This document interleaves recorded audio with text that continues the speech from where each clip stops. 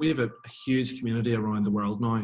Many thousands of people are following this lifestyle, and lots of them, and very many of them would say, and our evidence being conducted by Professor Jelinek at the University of Melbourne again says this, that eating the whole food plant-based lifestyle, your fatigue levels do decrease, your mood does increase, your quality of life, physical, mental, overall increases significantly by following that. And when you start then to change the pattern that we talked about of making poor choices, so you start making good choices. So you start to eat a bit better, and as a result then your fatigue maybe starts to feel a little bit less. So you maybe then think, maybe I could perhaps try and do that little bit of exercise, which in turn gives you the motivation, because that went well, to do it the next time. And the more you do it, then of course, the same with anything, you train anything and it gets stronger and better.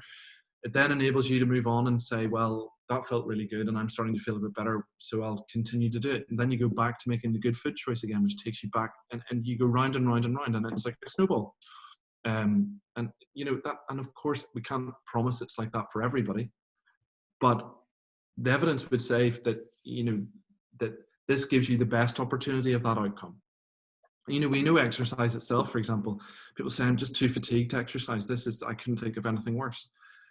Absolutely. Fatigue management is a really, really difficult thing. There's no magic pill that takes away fatigue in MS. It's thought that, probably 80+% of people with MS have significant problems with fatigue. For me, it wasn't really physical. It wasn't that I was tired. And I used to hate it when people said that.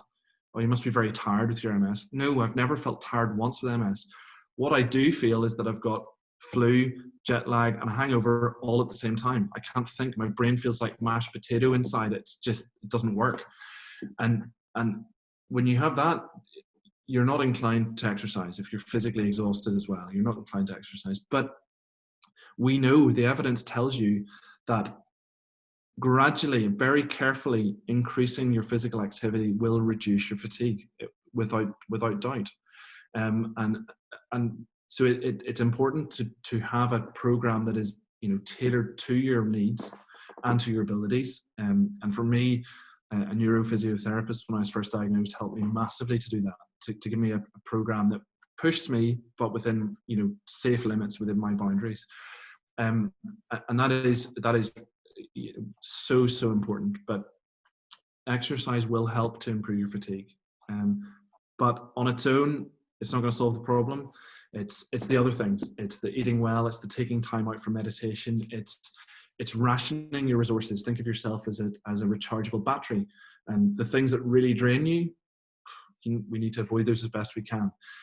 Can we take little snippets of the day where we can get a quick recharge, whether that's 10 minutes of meditation or just sitting quietly or talking to somebody that really gives us a boost, or is it having to lie down for half an hour?